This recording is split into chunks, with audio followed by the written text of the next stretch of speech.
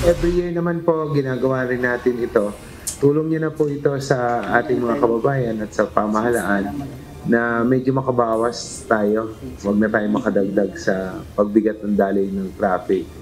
Adjusted mall hours at tigil road repairs. Ilan lamang ito sa mga ipatutupad na hakbang ng Metropolitan Manila Development Authority sa inaasahang pagdagsa ng mga sasakyan ngayong holiday season. Sa ginawang consultative meeting sa mga kinatawan ng malls at iba pang stakeholders, nagkaisa sila na magtulungan upang maibsan ang traffic situation sa mga panahong ito. Mula sa kasalukuyang mall hours na 10 a.m. to 10 p.m., gagawin na itong 11 a.m. to 11 p.m. kapag weekdays. May mga itinakdaring guidelines ang MMDA para sa mall sales. Una, dapat gawin ito kapag weekends at kailangang mag-submit muna sila ng traffic plan 2 linggo bago ang schedule ng sale. Habang ang delivery naman ay dapat gawing tuwing weekdays mula alas 11 ng gabi hanggang alas 5 ng umaga, liban sa mga perishable items gaya ng pagkain at yelo.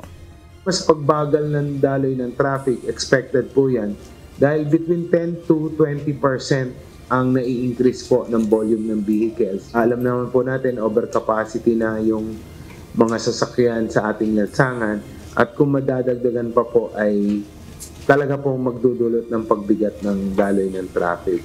Ipagbabawal din simula November 17 ang lahat ng road excavation works tulad ng concrete reblocking at road upgrading sa buong Metro Manila. Ayon kay Atty. Victor Nunez, Director ng Traffic Enforcement Group ng MMDA, suspindido muna pansamantala ang lahat ng construction hanggang hating gabi ng November 17 hanggang hating gabi ng December 25. May mga exceptions naman ho tayo dito. This will not be absolute. Yung mga exceptions ho natin, yung mga major government infrastructure projects, basically po yung flagship projects of the government ng DPWH. Ilan sa pwedeng isama sa exemption ng MMDA ay ang mga emergency repair gaya ng private utility companies at iba pang mga repair at construction activities. Ngunit ayon sa ahensya, dapat munang ipaalam ang mga ito sa MMDA upang mabigyan ng kaukulang traffic management plan. Kailangan din na magpasa ng application for exemption ng mga kontratista o ahensyang magsasagawa ng nasabing gawain. Bukod dito, simula December 20 hanggang January 2, papayagan ng MMDA ang 24-hour operation ng mga bus sa EDSA upang masiguro ang tuloy-tuloy na biyahe ng pampublikong transportasyon at maiwasan ang sobrang pagsikip sa mga terminal sa EDSA at bus carousel.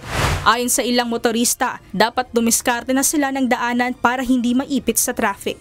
Kung dadang ka na sa EDSA, wala nang diskarte kundi sumunod ka na lang sa traffic. Ang traffic dyan sa EDSA na yan, parang sakit na cancer, wala nang solusyon. Magiging mabigat po sir kasi dagsaan tao o shortcut kami. May ikot. Pag traffic, ikot, ibang daan. Kaya naman sa mga ganong pagkakataon, ang mga shortcut gaya ng Mabuhay Lane ang ilan sa mga rutang inaasahan ng mga motorista. Tiniyak naman ng ahensya na patuloy ang kanilang gagawing paglilinis sa Mabuhay Lane upang maging alternative route sa mga motorista.